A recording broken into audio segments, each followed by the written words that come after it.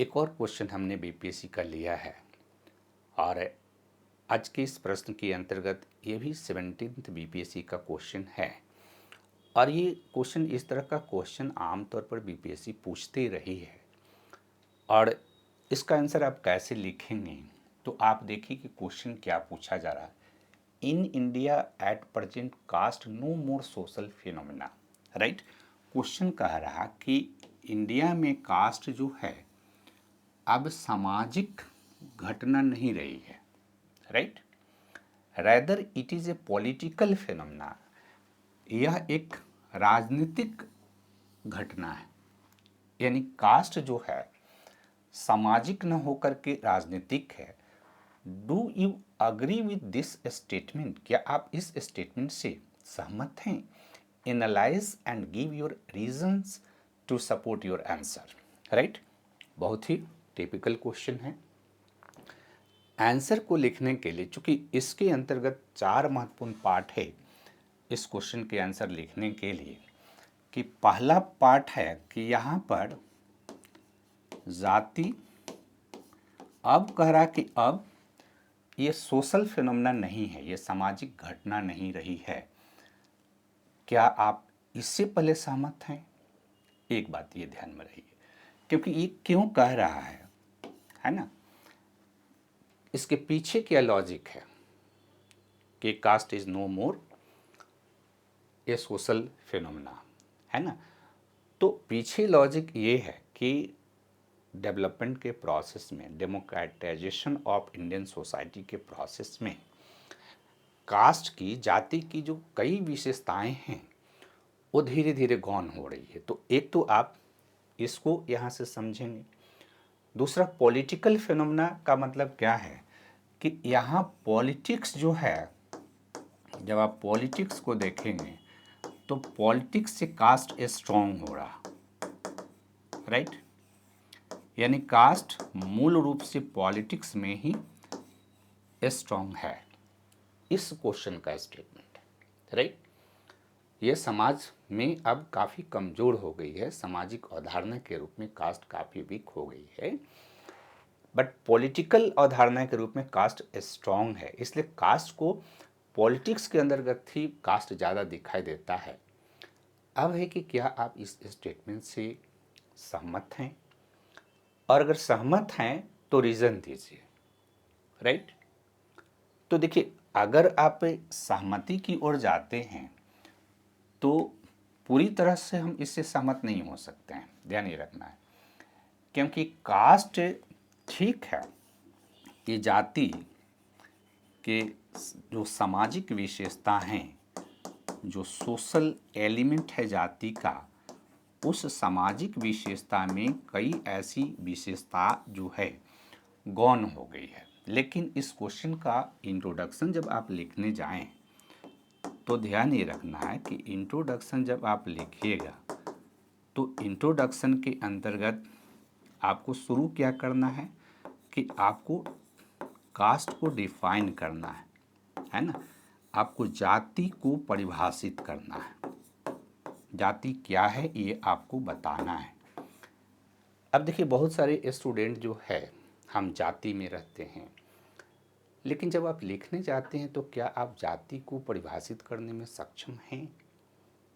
क्या आप 2-3 लाइन में एक्सप्लेन करने में सक्षम हैं कि जाति क्या है? तो बहुत सिंपल जो है, आप जाति को जब एक्सप्लेन करें तो मेरे समझ से आप कह दें कि जाति भारतीय समाज की आधारभूत सामाजिक संरचना एवं संस्था है, जो भारतीय समाज का पदोसोपानिक विभाजन करता है। और इस पदसोपानिक विभाजन के अंतर्गत समाज कई जातियों में विभाजित होती है, जिसमें पवित्रता एवं अपवित्रता की अवधारणा के आधार पर पदसोपान में उनके स्थान का निर्धारण किया जाता है, राइट। यानी जाति क्या है? इंडियन सोसाइटी का फंडामेंटल स्ट्रक्चर है और इंडियन सोसाइटी का एक बहुत स्ट्रॉन्ग इंस्टीट्यूशन है। तो ये फंडामेंटल स्ट्रक्चर है। उस फंडामेंटल स्ट्रक्चर का पहला जो इम्पॉर्टेंट फीचर है कि ये भारतीय समाज को कई पदसोपानों में विभाजित करता है, राइट। जैसे बर्ना मॉडल में आप 4 देखेंगे, लेकिन ये तो जातियां भारत में हजारों हैं। तो जातियां भारत में हजारों है, तो जाति के अंतर्गत ऊंच नीच का भेदभाव पाया जाता है, राइट। ये क्वेश्चन कह रहा है कि सामाजिक रूप से अब जातियों के बीच ऊंच नीच का भेदभाव या जातियों का पदसोपान जो है अब बहुत महत्वपूर्ण नहीं रहा है। सच भी है कुछ मामलों में, क्योंकि जाति के कई जो प्रावधान हैं, जैसे अब बहुत सारे लोग हैं जो अपनी आस्थान को लेकर के बहुत सेंसिटिव नहीं हैं। दूसरा, जाति में सामूहिक सहभोज पहले नहीं होता था, क्योंकि जातियां क्या थी कि जो उच्च जातियां थी और जो निम्न जातियां थी उसमें सामाजिक दूरी बनाए रखने का काम किया जाता था। उनमें खान पान के संबंध में भी पवित्रता अपवित्रता की अवधारणा थी। यह अवधारणा कमजोर हुई है, खत्म नहीं हुई है, कमजोर हुई है। और निम्न जातियों के साथ जो है अस्पृश्यता का व्यवहार भी किया जाता था, जो कि अब कमजोर हुआ है। जाति जो है का एक वंशानुगत पेशा होता था, अब वंशानुगत पेशा भी समाप्त हो गया है। जाति एक अंतर्विवाही समूह के रूप में था, तो अभी भी जाति अंतर्विवाही समूह के रूप में है, लेकिन अब इंटरकास्ट जो विवाह है उसको मान्यता प्रदान की जा रही है। तो ये जो कुछ इम्पॉर्टेंट एस्पेक्ट है जाति का। इसके अलावा जाति में जजमानी व्यवस्था थी, जो कार्यात्मक विभाजन करता था ग्रामीण समाज में, वो लगभग विलुप्त हो गई है। जाति पंचायत होती थी, वो भी लगभग विलुप्त हो गई है। तो इस रूप में अगर आप देखें, है ना, तो इस रूप में देखते हैं तो जाति की कई विशेषताएं जो हैं यहाँ गौण पड़ रही है। देखिए, ध्यान ये रखना है कि ये समाप्त नहीं हो रही है। अगर आप ये बात कहते हैं कि टोटली समाप्त हो गया, तो टोटली समाप्त नहीं हुआ है। और इसलिए एक स्टेटमेंट के रूप में इस तरह से बात की जा रही है कि अब जाति का सामाजिक जो वैल्यू था वो धीरे धीरे कम हो रही है, राइट, खत्म नहीं हुई है।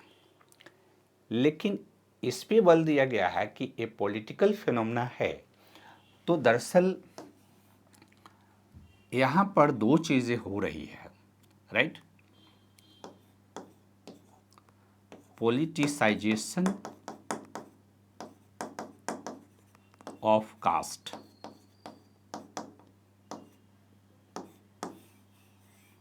राइट, एंड कास्टिसाइजेशन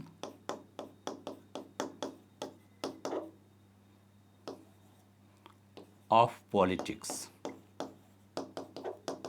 ध्यान ये रखना, ये कॉन्सेप्ट भी रजनी कोठारी ने अपनी बुक में ये रखी थी कि politicisation of caste and casteisation of politics, यानी जाति का राजनीतिकरण और राजनीति का जातिकरण।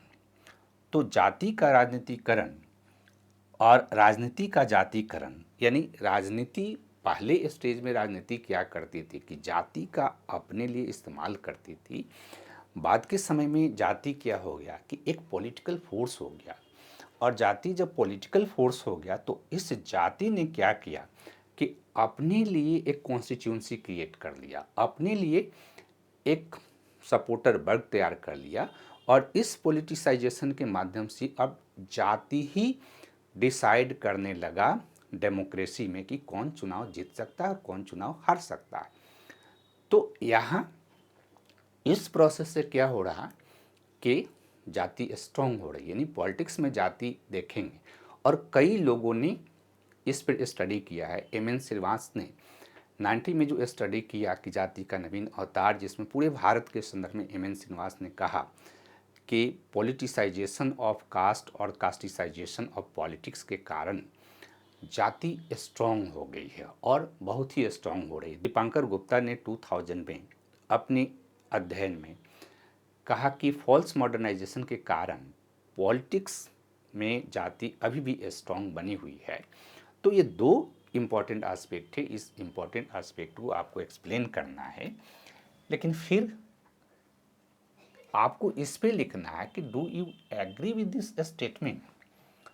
तो हम इसमें कहेंगे कि हम 100% इस स्टेटमेंट से अग्री नहीं करते हैं, राइट।